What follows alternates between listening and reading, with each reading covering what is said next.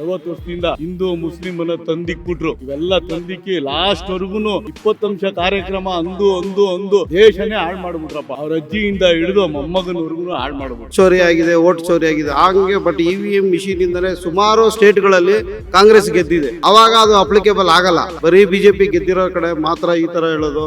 ಇವಾಗ ಹೆಂಗೋ ಮೋದಿ ಬಂದವನೇ ಪಾಪ 10 ಪೈಸಾ ಮಾಡ್ಕೊಂಡಿಲ್ಲ ಅಕೌಂಟ್ ಅಲ್ಲಿ, ಅವನೇ ಪ್ರೈಮ್ ಮಿನಿಸ್ಟರ್ ಆಗ್ಲಿ ಹೋಗ್ರಿ. ಯಾವ ಪಕ್ಷನೂ ಸರಿ ಇಲ್ಲ, ಜನ ಸರಿ ಇರ್ಬೇಕು, ಅಂತ ಜನಕ್ಕೆ ಓಟ್ ಹಾಕ್ಬೇಕು ಅಂತ. ಬಿಜೆಪಿ ಇಲ್ಲಿಂದ ನನಗೆ ಬೇಕಾಗಿ ಕಳ್ರೆ ನಮಗ್ ಸೆಂಟ್ರಲ್ ಅಲ್ಲಿ ಬಿಜೆಪಿ ಬೇಕು.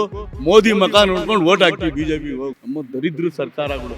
ಯಾರೋ ಯಡಿಯೂರಪ್ಪನು ಇದ್ದ, ಅವನು ಕಳ್ಳ ಆಗ್ಬಿಟ್ಟ. ಅವ್ನು ಕಳ್ಳ ಅನ್ಸ್ಕೊಂಡಿದ್ದೇನೆ ಅದು ಬಿಜೆಪಿ ಬಿದ್ದೋಗಿದೆ. ಈ ಮಿಷಿನ್ ಇಮ್ಮಿಡಿಯೇಟ್ ಕಳ್ತನ ಆಗುತ್ತೆ, 100% ಫ್ರೀ ಕೊಡಬಾರ್ದು ಅನ್ನೋ ನನ್ನ ಇಷ್ಟ ಆಗುತ್ತೆ. ಯಾರಿಗೂ ಫ್ರೀ ಕೊಡ್ಬೇಕು, ಕನ್ಸೆಷನ್ ಕೊಡಿ. ಮುಖ್ಯಮಂತ್ರಿ ಆಗಿ ಯಾವನ 17 ಸೈಟ್ ಹೊಡ್ಕೋತಾನ, 14 ಸೈಟ್ ಮಾಡ್ತಾರ ಯಾರನ್ನ. ನಮಸ್ಕಾರ. ನಮಸ್ತೆ, ಹೇಳಿ ಸರ್. ಸರ್ ವೆಂಕಟೇಶ್ ಮೂರ್ತಿ ಅಂತ. ಸರ್, ಈಗ ಸರ್ಕಾರ ಮತ್ತು ಚುನಾವಣಾ ಆಯೋಗ ಒಂದು ಆದೇಶ ಹೊರಡಿಸಿದೆ. ಏನಂತ ಹೇಳಿದ್ರೆ, ಮಿಷಿನ್ ಬೇಡ, ಮಿಷಿನ್ ಇರೋದ್ರಿಂದ ನಮ್ಮ ಓಟುಗಳು ನಿಮಗೆ, ನಿಮ್ಮ ಓಟುಗಳು ನಮಗೆ ಅನ್ನೋ ರೀತಿ, ಅಂದ್ರೆ ಓಟುಗಳು ಕಳ್ಳತನ ಆಗ್ತಾ ಇದೆ ಅನ್ನೋ ಆರೋಪ ಮಾಡ್ತಿದ್ದಾರೆ ಕಾಂಗ್ರೆಸ್ ಸರ್ಕಾರ. ಈಗ ನಿಮಗೆ ಯಾವುದು ಸೂಕ್ತ ಅನ್ನಿಸ್ತಿದೆ ಹಿರಿಯ ನಾಗರಿಕರಾಗಿ? ಸರ್, ಈಗ ನಾವು ನಾಗರಿಕರಾಗಿ ಯಾವುದನ್ನು ಕರೆಕ್ಟಾಗಿ ಐಡೆಂಟಿಫೈ ಮಾಡಿ ಹೇಳಕ್ ಆಗ್ತಾ ಇಲ್ಲ. ಕಾರಣ ಏನಂದ್ರೆ ನೋಡಿ, ಈಗ ಅವರು EVM ಮಿಷಿನು ತುಂಬ ಚೆನ್ನಾಗಿದೆ ಅಂತ ಹೇಳ್ತಾರೆ. ಆಲ್ ಓವರ್ ಇಂಡಿಯಾಲಿ EVM ಮಿಷಿನು MP ಎಲೆಕ್ಷನ್ ಇರ್ಬೋದು ಅಥವಾ MLA ಎಲೆಕ್ಷನ್ ಇರ್ಬೋದು, ಆ ಎರಡೂ ಎಲೆಕ್ಷನ್ಗಳಲ್ಲಿ ಮಾತ್ರ ಬಳಕೆ ಆಗ್ತಾ ಇದೆ. ಯಾವುದೇ ಜಿಲ್ಲಾ ಪಂಚಾಯತಿ ಎಲೆಕ್ಷನ್ ಇರ್ಬೋದು ಅಥವಾ ತಾಲೂಕ್ ಪಂಚಾಯತಿ ಎಲೆಕ್ಷನ್ ಇರ್ಬೋದು, ಬೇರೆ ಇನ್ಯಾವುದೇ ಸೊಸೈಟಿ ಅಥವಾ ಸಂಘ ಸಂಸ್ಥೆಗಳ ಎಲೆಕ್ಷನ್ನು ಯಾವುದೇ ಇದ್ರೂ ಆ ಯಾವುದೇ ಎಲೆಕ್ಷನ್ಗಳಲ್ಲಿ EVMನ ಬಳಕೆ ಮಾಡ್ತಾ ಇಲ್ಲ. ಮಾಡಿದ್ರೆ ಒಂದೇ ರೀತಿ ಇರಬೇಕು. ಅದನ್ನು ಹೊರತುಪಡಿಸಿ ಬೇರೆ ದೇಶಗಳಲ್ಲಿ, ಎಲ್ಲ ದೇಶಗಳಲ್ಲಿ ನೋಡಿದ್ರೆ ಎಲ್ಲ ಬ್ಯಾಲೆಟ್ ಪೇಪರ್ ಚುನಾವಣೆನೇ ಇರೋದು. ಇಲ್ಲಿ ಮಾತ್ರ ನಮ್ಮ ದೇಶದಲ್ಲಿ ಮಾತ್ರ EVM ಮಿಷಿನ್ ಇದೆ. ಆದರೆ EVM ಮಿಷಿನಲ್ಲಿ ಕಳ್ಳತನ ಹೆಂಗಾಗ್ತಾ ಇದೆ, ಬ್ಯಾಲೆಟ್ ಪೇಪರಿಂದ ಯಾವುದು ಒಳ್ಳೆಯದು, ನಾವು ನಾಗರಿಕರಾಗಿ ನಮಗೆ ಸಾಮಾನ್ಯ ಜನರಿಗೆ ಇದು ಯಾವುದು ಗೊತ್ತಾಗ್ತಾ ಇಲ್ಲ. ನಾವು ಸುಮ್ಮನೆ ಏನೋ ಹೋಗಿ ವೋಟ್ ಮಾಡ್ತಾ ಇದ್ದೀವಿ, ಆಮೇಲೆ ಯಾರನ್ನೋ ಒಬ್ಬರನ್ನ ಗೆಲ್ಲಿಸ್ತಾ ಇದ್ದೀವಿ. ಅವ್ರೇನು ಹೇಳ್ತಾರೆ ಟಿ ವಿಲಿ ತೋರಿಸ್ತಾ ಇದ್ದಾರೆ, ಅದನ್ನು ನೋಡ್ತಾ ಇದ್ದೀವಿ. ಈಗ ಬ್ಯಾಲೆಟ್ ಪೇಪರ್ ಮಾಡಿದ್ರೆ ಯಾವುದನ್ನ ಒಂದೇ ರೀತಿ ಇರಬೇಕು. ಆಲ್ ಓವರ್ ಇಂಡಿಯಾಲಿ ಬ್ಯಾಲೆಟ್ ಪೇಪರ್ ಚುನಾವಣೆನೇ ಇರಬೇಕು, ಅಥವಾ EVM ಮಿಷಿನ್ ಇದ್ದರೆ EVMದು ಮಿಷಿನ್ನ ಚುನಾವಣೆನೇ ಇರಬೇಕು. ನಮ್ಮ ಇಷ್ಟ ಏನಂದರೆ ಬ್ಯಾಲೆಟ್ ಪೇಪರ್ ಚುನಾವಣೆನೇ ಒಳ್ಳೆಯದು. ಕಾರಣ ಏನಕ್ಕೆ ಅಂದರೆ ಆಲ್ ಓವರ್ ವರ್ಲ್ಡ್, ಪ್ರಪಂಚದಲ್ಲಿ ಎಲ್ಲ ಕಡೆನೂ ಬ್ಯಾಲೆಟ್ ಪೇಪರ್ ಎಲೆಕ್ಷನ್ನೇ ಇದೆ. ಇವತ್ತು ಜಿಲ್ಲಾ ಪಂಚಾಯತು, ತಾಲೂಕ್ ಪಂಚಾಯತು ಎಲ್ಲ ಕಡೆನೂ ಈ ಬ್ಯಾಲೆಟ್ ಪೇಪರ್ ಎಲೆಕ್ಷನ್ ಇರೋದ್ರಿಂದ ಇದೇ ಮಾದರಿ ಮಾಡಿದ್ರೆ ಒಳ್ಳೆಯದು ಅಂತ ನಮ್ಮ ಅನಿಸಿಕೆ. ಸರ್, ಈಗ ಮಿಷಿನ್ ಇರೋದ್ರಿಂದ ಮತಚೋರಿ ಆಗ್ತಾ ಇರೋದು ಕಾಂಗ್ರೆಸ್ ಸರ್ಕಾರ ಆರೋಪ ಮಾಡ್ತಿದೆ. ಮತಚೋರಿ ಆಗ್ತಿದೆ ನಮ್ದು EVM ಮಿಷಿನ್ ಅಂತ. ಇದನ್ನ ನೀವು ನಂಬ್ತೀರಾ? ಮತಚೋರಿ ಆಗ್ತಿದೆ ಅಂತ ಹೇಳಿದ್ರೆ ಸರ್, ಇದು ನಂಬಕ್ಕೂ ಆಗಲ್ಲ, ನಮ್ಮದೇ ಇರೋಕ್ಕೂ ಆಗಲ್ಲ ಅಂಥ ಪರಿಸ್ಥಿತಿ ಇದೆ. ಈಗ ನಮ್ಮದೇ ಇರೋಕ್ಕೂ ಆಗಲ್ಲ, ನಂಬೋದಕ್ಕೂ ಆಗಲ್ಲ. ಕಾರಣ ಏನಕ್ಕೆ ಅಂದರೆ, ಈಗ ಈ ಕಾಂಗ್ರೆಸ್ನವರ ಪರವಾಗಿ ಯೋಚನೆ ಮಾಡೋದಾದರೆ ಅವ್ರು ಹೇಳ್ತಾರೆ ಈಗ ಓಟ್ ಚೋರಿ ಆಗಿದೆ, ಓಟ್ ಚೋರಿ ಆಗಿದೆ ಹಂಗೆ. ಬಟ್ EVM ಮಿಷಿನಿಂದನೇ ಸುಮಾರು ಸ್ಟೇಟ್ಗಳಲ್ಲಿ ಕಾಂಗ್ರೆಸ್ ಗೆದ್ದಿದೆ. ಆವಾಗ ಅದು ಅಪ್ಲಿಕೇಬಲ್ ಆಗಲ್ಲ. ಅರ್ಥ ಆಯ್ತಾ? ಬರೀ BJP ಗೆದ್ದಿರೋ ಕಡೆ ಮಾತ್ರ ಈ ಥರ ಹೇಳೋದು. ಈಗ ಕಾಂಗ್ರೆಸ್ಸು EVM ಮಿಷಿನಿಂದನೇ ಎಷ್ಟೋ ಕಡೆ, ಎಲ್ಲ ಕಡೆನೂ ಗೆದ್ದಿದೆ. ಈಗ ಕರ್ನಾಟಕ ಸರ್ಕಾರದಲ್ಲೇ ತಗೊಳ್ಳಿ, ಕರ್ನಾಟಕದಲ್ಲೇ ಅವ್ರದ್ದೇ ಸರ್ಕಾರ ಇದೆ, ಯಾವುದು ಕಾಂಗ್ರೆಸ್ ಸರ್ಕಾರ. EVM ಮಿಷಿನ್ ನಡೆದೇ ಸರ್ಕಾರ ಬಂದಿರೋದು. ಹಂಗೆ ಓಟ್ ಚೋರಿ ಆಗಿದ್ದಿದ್ರೆ BJP ಸರ್ಕಾರನೋ ಅಥವಾ ಮತ್ತೊಂದು JDS ಸರ್ಕಾರನೋ ಇನ್ನೊಂದು ಯಾವುದೋ ಬರ್ತಾಯಿತ್ತು. ಹಂಗೆ ನಾವು ಯಾವುದನ್ನು ಸಾಮಾನ್ಯ ಜನರು ಹೇಳಕ್ಕೆ ಬರಲ್ಲ. ಇದು ದೊಡ್ಡ ಮಟ್ಟದಲ್ಲಿ ಏನೋ ನಡೆಯೋದ್ರಿಂದ ಸಾಮಾನ್ಯ ಜನರಿಗೆ ಏನು ಅರಿವಿಗೆ ಬರಲ್ಲ.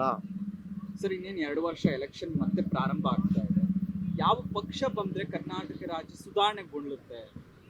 ಸರ್, ಈಗ ನಾವು ಎಲ್ಲ ಪಕ್ಷ, ಯಾಕೆಂದರೆ ನಾವು ಎಲ್ಲ ಹಿರಿಯ ನಾಗರಿಕರಾಗಿ ಹೇಳ್ತಾ ಇದ್ದೀವಿ, ಎಲ್ಲ ಪಕ್ಷದ ಆಡಳಿತನ ನೋಡಿದ್ದೀವಿ.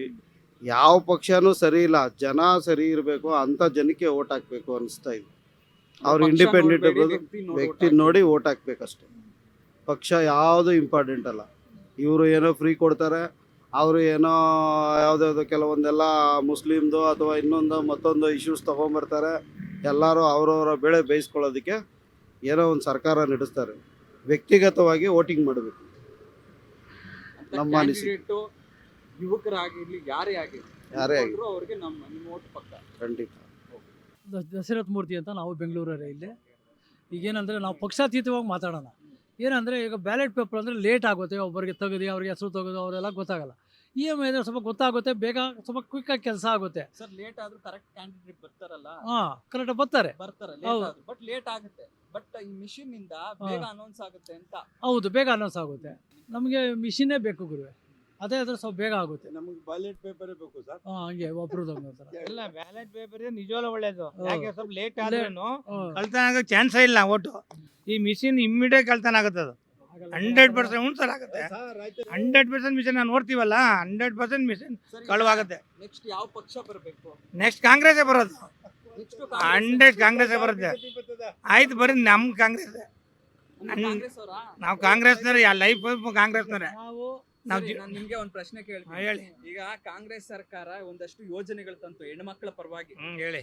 ಏನಂತ? ಅನ್ನಭಾಗ್ಯ ಕೊಡ್ತು, ಹೇಳಿ. 2,000 ಕೊಡ್ತು, ಕೊಡ್ತು ಮಹಿಳೆಯರಿಗೆ ಯಾವ್ಯಾವ ಯೋಜನೆಗಳೆಲ್ಲ ತಂದು ಕೊಡ್ತು. ಆದ್ರೆ ಕಾಂಗ್ರೆಸ್ ಸರ್ಕಾರ ಇಷ್ಟೆಲ್ಲಾ ಮಾಡುದು, ಹೆಣ್ಮಕ್ಳ ಪರ ಮಾಡುದು.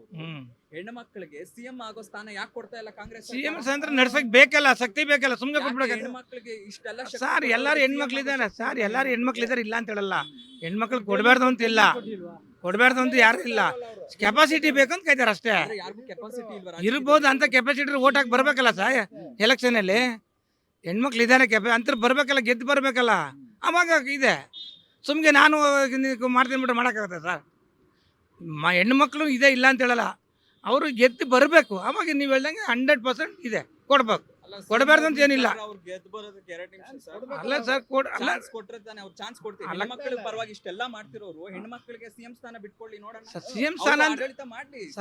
ಸರ್ ಮಾಡಬೇಕು, ಮಾಡಬಾರ್ದು ಅಂತಿಲ್ಲ, ಮಾಡಬೇಕು. ಸಿಎಂ ಸ್ಥಾನ ಮಾಡಬೇಕು ಅಂದ್ರೆ ಕೆಪಾಸಿಟಿ ಬೇಕು. ಅವರು ಬಂದು ಗೆದ್ದು ಬರಬೇಕು, ತೋರಿಸ್ಬೇಕು. ಅವಾಗ ಮಾಡ್ಕೊ ಅವ್ರಿಗೆ ಸಿಎಂ ಏನಾದ್ರು ಬಿಟ್ಕೊಟ್ರೆ 2 ನಿಮಿಷದಲ್ಲಿ ಹೋಗಿ ಸೀಟಾಗಿ ಕುತ್ಕೋಬಹುದು. ಯಾರ ಪವರ್ ಇದೆ, ಯಾಕೆ ಕೊಡ್ತಾ ಇಲ್ಲ ಅನ್ನೋದು ನನ್ನ ಪ್ರಶ್ನೆ. ಪ್ರಶ್ನೆ ಕೊಡ್ದಿಲ್ಲ, ನನಗೆ ಕೊಡಕ್ ಆಗಲ್ಲ. ಅವ್ರು ಯಾರು ಇಲ್ಲ, ನನ್ಗೆ ಯಾರು ಇಲ್ಲ ಅಂತಾರೆ. ಅಂದ್ರೆ ಇಷ್ಟೆಲ್ಲಾ ಮಾಡಿದವರು ಸಿಎಂ ಸೀಟಲ್ಲಿ ಮಾತ್ರ ಯಾರಿಗೂ ಅರ್ಹತೆ ಇಲ್ಲ ಸರ್. ಇದೇ ಅರ್ಹತೆ ಇಲ್ಲ ಸರ್, ಹಂಗೆ ಹೇಳ್ಬಾರ್ದು. ಅರ್ಹತೆ ಇಲ್ಲ ಅಂತಾನೆ ಹೇಳ್ತಾ ಇಲ್ಲ, ಇದೆ. ಇಂದಿರಾ ಗಾಂಧಿ ನಡೆಸ್ಲಿಲ್ವಾ? ಇದೆ. ಆ ಥರ ಬಿಟ್ಟು ಬರಬೇಕಲ್ಲ ಅಂತ ನಾವು ಹೇಳ್ತಾ ಇರೋದು. ಕೊಟ್ಟ ತಕ್ಷಣಕ್ಕೆ ನಡೆಸ್ಬಿಡಕ್ಕೆ ಬೆಳಗ್ಗೆ ಬಿದ್ದವ್ರು ಏನು ಮಾಡ್ತೀರಾ? ಅಷ್ಟೇ ನಾ ಕಡೆ ಹೆಣ್ಮಕ್ಳಿಗೆ ಇಲ್ಲ ಅಂತ ಖಂಡಿತ ಇಲ್ಲ ಪರ ವಿರೋಧ ಇರ್ತದೆ ಅಷ್ಟೇ, ಬೇರೆ ಏನು ಹೆಣ್ಮಕ್ಳು ಕೊಡಬಾರ್ದು ಅಂತ ಎಲ್ಲೂ ಇಲ್ಲ, ಕೊಡಬೇಕು ಅಂತಾನೆ ಇದೆ. ಇದಕ್ಕೆ ಹುಮ್ಮಸ್ ಬರ್ಬೇಕು ಅವ್ರಿಗೆ, ಅವಾಗ ನೋಡ ಎಸ್ ಓಕೆ ನೆಕ್ಸ್ಟ್ ಕಾಂಗ್ರೆಸ್ ಬರಂತ 100% ಬರ್ತೀನಿ ಸರ್. ನಮ್ಮ ಇದ್ರೆ ಯಾವುದು ಕರ್ನಾಟಕ ಸರ್ಕಾರನ GBN ಅಲ್ಲ, GBN ಕರ್ನಾಟಕ ಅಲ್ಲ. ಈಗ GBA ಇಂದ ಕಾರ್ಪೊರೇಟರ್ಗಳು ನಿಂತ್ಕೊಳ್ತಾರೆ. ಅದು ಆಯ್ತಾ? ಸರ್ಕಾರ ಇವ್ರದ್ದು ಇದೆ, ಹೇಳಕ್ಕಲ್ಲ. ಕಾಂಗ್ರೆಸ್ ಬರ್ಬೋದು, ಯಾರು ಬರ್ತಾರೆ ಅಂತ ಹೇಳಕ್ಕ. ಆಗಲ್ಲ. ಹೌದು. ಅದು ನೆಕ್ಸ್ಟ್ ಎಲೆಕ್ಷನ್ ಕರ್ನಾಟಕದಲ್ಲಿ ಯಾವ ಸರ್ಕಾರ ಬರ್ಬೋದು? ಅವಾಗ ನೆಕ್ಸ್ಟ್ ಆದ್ರೆ BJPನೇ ಬರೋದು. ಪಕ್ಕ ಬಿಜೆಪಿ ಪಕ್ಕ ಬರ್ತದೆ, 100% ಬರ್ತದೆ. ಯಾವ ಹೆಂಗೆ ಸತ್ಯವಾಗೂ ಬಿಜೆಪಿನೇ ಬರೋದು, ಸತ್ಯವಾಗೂ ಬಿಜೆಪಿನೇ ಬರೋದು. ರೇಟ್ ಕಮ್ಮಿ ಮಾಡ್ಬಿಡ್ತಾರೆ ಬಂದು ಬಿಜೆಪಿ. ಅಲ್ಲ ಇಲ್ಲಿ ಎಲ್ಲ ತೊಳೆದ್ಬಿಟ್ಟವ್ರೆಲ್ಲ. ಸ್ವಲ್ಪ ನೀವು ಮಾತಾಡಕ್ ಹೋಗ್ಬೇಡಿ, ಸ್ವಲ್ಪ ಇರ್ರಿ. ನೀವು ಆಯ್ತಲ್ಲ, ನಾನು ಮಾತಾಡಲಿಲ್ವಾ? ಸೆಂಟ್ರಲ್ ಮಾತಾಡೋಣ. ಈಗಿನ ಪರಿಸ್ಥಿತಿಯಲ್ಲಿ ಎಲ್ಲ ರೇಟ್ಗಳು ಹೆಣ್ಮಕ್ಳಿಗೆಲ್ಲ ಕೊಟ್ಟವ್ರು ಒಪ್ಕೋತೀನಿ, ಆದ್ರೆ ಎಲ್ಲ ನಮ್ಮ ಮೇಲೆ ಹಾಕೋರಲ್ಲ. ಯಾವುದು ರೆವಿನ್ಯೂ ತಗೋತೀರಾ, ಒಂದು ಯಾವ್ದೋ ಐಟಮ್ 42 ಐಟಮ್ ರೈಸ್ ಮಾಡಿರೋದು ಅವರು. ಎಲ್ಲ ನಮ್ಮ ಮೇಲೆ ಟ್ಯಾಕ್ಸ್ ಹಾಕೋರೆ. ಯಾವ್ದು ಬಿಟ್ಟವ್ರೆ? ರಿಜಿಸ್ಟ್ರೇಷನ್ಗೆ ಹೋದ್ರೆ ಡಬಲ್ ಮಾಡಿದ್ರು. ಎಲ್ಲಿ ಮಾಡಿಸ್ಕೋತೀರಾ? ಒಂದು ಸೈಟ್ ಎಷ್ಟಾಯ್ತು ಈಗ? ಸೊ ನಾನು ಆಮೇಲೆ ಮಾತಾಡಿ. ಇವಾಗ ಸೈಟ್ ತಗೋತೀವಿ, ಸೈಟ್ ಎಷ್ಟು ರೇಟ್ ಆಯಿತು, ರಿಜಿಸ್ಟ್ರೇಷನ್ ಎಷ್ಟು ರೇಟ್ ಆಗಿದೆ, ಅವೆಲ್ಲ ಯೋಚನೆ ಮಾಡ್ಬೇಕಂದ್ರೆ ನಮ್ಮ ದುಡ್ಡು ತೊಗೊಂಡಾಗ ಅವ್ರ ಮೇಲೆ ಹಾಕಿದ್ರು, ಅವರು ಕೊಟ್ಟರು. ಕೊಡಬಾರ್ದು, ಹೊಟ್ಟೆ ಉರಿಯಲ್ಲ. ಇದರಲ್ಲೂ ನಮಗೆ ಹಾಕ್ಬಾರ್ದಾಯ್ತು, ಆ ಥರ ತೂಗಿಸ್ಬೇಕಾಯ್ತು. BTS ಏನು ಮಾಡಿದ್ರು? ಫ್ರೀ ಕೊಟ್ಟರು. ತಿರ್ಗಾ ರೈಸ್ ಮಾಡಿದ್ರ ರೈಟು. BTS ಚಾರ್ಜಸ್ ಎಲ್ಲ KSRT ರೈಸ್ ಮಾಡಿದ್ರ, ಹಾಲೊಂದು ರೈಸ್ ಮಾಡಿದ್ರ, ಯಾವುದಿಲ್ಲ. ಟೋಟಲ್ 42 ಐಟಮ್ ರೈಸ್ ಮಾಡಿರೋದು. ಖಜಾನೆ ದುಡ್ಡು ಇಲ್ವೆಲ್ಲ, ಏನಾದ್ರು ಮಾಡಬೇಕಾಗಿತ್ತದಲ್ಲ, ಅದೇ ಮಾಡಿದ್ರು. ಅವೆಲ್ಲ ಫ್ರೀ ಕೊಡಬಾರ್ದು ಅನ್ನೋ ನನ್ನ ಇಷ್ಟ ಆಗಿರು. ಯಾರಿಗೂ ಫ್ರೀ ಕೊಡ್ಬೇಕು, ಕನ್ಸೆಷನ್ ಕೊಡಿ. ಯಾರು ಕೇಳಿಲ್ಲ ಫ್ರೀ ಕೂಡ. ಯಾಕೆ ಕೊಟ್ಟರು? ಕೇಳಿದ್ಮೇಲೆ ಇವರೇ ಕೊಟ್ಬಿಟ್ರು, ಓಟ್ಗೋಸ್ಕರ, ಓಟ್ ಬ್ಯಾಂಕು ಅಷ್ಟೇ ಬ್ರದರ್, ಅಷ್ಟೇ, ಇನ್ನೇನಿಲ್ಲ. ಬರ್ಬೇಕು ಗುರು. ಹೌದು ಗುರುವೆ. ಇವಾಗ ಮುಸ್ಲಿಮ್ಸ್ಗೆ ಅಷ್ಟು ಮನೆಗಳು ಕೊಡ್ತಾವ್ರೆ, ನಮ್ಮ ಹಿಂದೂಗಳಿಗೆ ಯಾರು ಕೊಟ್ಟವ್ರೆ? ಈಗ ವಸತಿ ಸಚಿವ ಆಗೋನೆ ಅವ್ರಿಗೆಲ್ಲ ಅವ್ರಿಗೇನೆ. ಈಗ ಕೋಗಿಲಲ್ಲಿ ನೋಡಿದ್ರ ಏನೋ ಇದಾಯಿತು, ಗಲಾಟೆ ಮಾಡೋದಕ್ಕೆ ಸ್ವಲ್ಪ ನಿಲ್ಲಿಸಿದ್ರು. ಇವಾಗ ಮನೆ ಯಾವುದೋ ಅವ್ರಿಗೆ ಇನಾಗ್ರೇಷನ್ ಆಯ್ತಲ್ಲ ಮುಸ್ಲಿಮ್ಸ್, ಇದಕ್ಕೆ ಎಲ್ಲ ಅವ್ರಿಗೆ ಕೊಟ್ಟರು. ನಮ್ಮ ಹಿಂದೂಗಳಿಗೆಲ್ಲ ಕೊಟ್ಟವ್ರು ಗುರುವೆ? ಒಬ್ರಿಗೆ ನಾವು ಕೊಟ್ಟಿದ್ದಾರಾ? ವಸತಿ ಸಚಿವರ ಏನು ಕೊಟ್ಟವ್ರು ನಮಗೆ? 8,000 ಕೊಟ್ಟಿಷ್ಟು ಯಾರು ನಮ್ಗೆ ಎಲ್ಲಿ ಕೊಟ್ಟವ್ರೆ? ನಮಗೆ ಬೇಡ, ಬಡವರಿವ್ರು ಕೊಡಲಿ, ಏನು ಗತಿ ನಿರ್ಗತಿ ಇವ್ರು ಕೊಡಲಿ. ಹಂಗೆ ಅಲ್ಲ ರೀ, ಕಾಂಗ್ರೆಸ್ ಸರ್ಕಾರದವರು 70 ವರ್ಷದಿಂದನೂ ರಾಜಕೀಯ ಮಾಡ್ಕೊಂಡು ಬಂದವ್ರೆ. 70 ವರ್ಷದವನು ಅವ್ರು ಹೇಳ್ದಂಗೆ ಕೇಳ್ಕೊಂಡು ಜನ ಎಲ್ಲ ಹೋಗವ್ರೆ. ಮಾಡಬಾರ್ದೆಲ್ಲ ಮಾಡಿಬಿಟ್ರು ಏನಪ್ಪ. 60 ವರ್ಷದಿಂದ ಹಿಂದೂ ಮುಸ್ಲಿಮನ್ನ ತಂದಿಕ್ಬಿಟ್ರು. ಇವೆಲ್ಲ ತಂದಿಕ್ಕಿ ಲಾಸ್ಟ್ವರೆಗೂ 20 ಅಂಶ ಕಾರ್ಯಕ್ರಮ ಅಂದು ದೇಶನೇ ಹಾಳು ಮಾಡಿಬಿಟ್ರಪ್ಪ. ಅವ್ರ ಅಜ್ಜಿಯಿಂದ ಹಿಡಿದು ಮೊಮ್ಮಗನವರೆಗೂ ಹಾಳು ಮಾಡಿಬಿಟ್ರು. ಇನ್ನೇನಪ್ಪ ಹೇಳಬೇಕು. ಇವಾಗ ಹೆಂಗೋ ಮೋದಿ ಬಂದವನೇ ಪಾಪ 10 ಪೈಸಾ ಮಾಡ್ಕೊಂಡಿಲ್ಲ ಅಕೌಂಟಲ್ಲಿ. ಅವನೇ ಪ್ರೈಮ್ ಮಿನಿಸ್ಟರ್ ಆಗಲಿ ಹೋಗ್ರಿ. ನೆಕ್ಸ್ಟ್ ಪಕ್ಷ ಬಿಜೆಪಿ ಬರ್ಲಿ ಅಂತ. BJP ಇಲ್ಲಿಂದ ನನಗೆ ಬೇಕಾಗಿಲ್ಲ. ನಮ್ಮನ್ನು ಎಲ್ಲರೂ ಕಳ್ರೆ. ಯಾರು ಸಾಚರು ಅವರು ಕಳ್ರೆ. ನಮಗೆ ಸೆಂಟ್ರಲಲ್ಲಿ BJP ಬೇಕು. ಮೋದಿ ಮಕ ನೋಡ್ಕೊಂಡು ಓಟ್ ಹಾಕ್ತೀವಿ BJP ಹೋಗು ಅಷ್ಟೇ. ಮೋದಿ ವಯಸ್ಸಾಗ್ಬಿಟ್ರೆ ಏನಂತೆ. ಈಗ ನಿಮ್ಮ ಕ್ಷೇತ್ರದಲ್ಲಿ ಅಭಿವೃದ್ಧಿ ಆಗ್ತಾ ಇದೆಯಾ ಇಲ್ವಾ, ಹೆಂಗೆ ಏನ್ ಕತೆ? ನಮ್ಮದು ಕ್ಷೇತ್ರ ಇದಲ್ಲ. ನಮ್ಮ ಕ್ಷೇತ್ರ ಕಸ್ತೂರಿಬಾ ನಗರ. ಹೆಂಗಿದೆ ಕ್ಷೇತ್ರ ಅಭಿವೃದ್ಧಿ? ಕ್ಷೇತ್ರದಲ್ಲಿ ಅಭಿವೃದ್ಧಿ ಏನೂ ಆಗಲ್ಲಪ್ಪ. ಅಭಿವೃದ್ಧಿ ಒಂದು ಪೈಸದಾಗಲ್ಲ. ಎಲ್ಲ ಟ್ಯಾಕ್ಸ್ ತಗೋತಾರೆ, ನಮ್ಮದೇ ಟ್ಯಾಕ್ಸ್ ತಗೋತಾರೆ, ನಮಗೆ ಜಾಸ್ತಿ ಮಾಡ್ತಾರೆ ಬೆಲೆ ಎಲ್ಲ. ಯಾವ ಕೆಲಸ ಇಲ್ಲ, ಕಾರ್ಯ ಇಲ್ಲ, ಏನೂ ಇಲ್ಲ. ಜನಗಳು ಕಳ್ಳರಾಗೋಯ್ತಾರೆ. ಮುಂದಕ್ಕೆ ಏನಾಗೋಯ್ತಾರೆ? ಕಳ್ಳರು ದರೋಡೆ ಮಾಡೋದು, ಕೆಲಸ ಕಾರ್ಯಗಳಿರಲ್ಲ. ಓದಿರೋನಿಗೆ ನೇರ್ಪಾಗಿರೋ ಕೆಲಸ ಇರಲ್ಲ.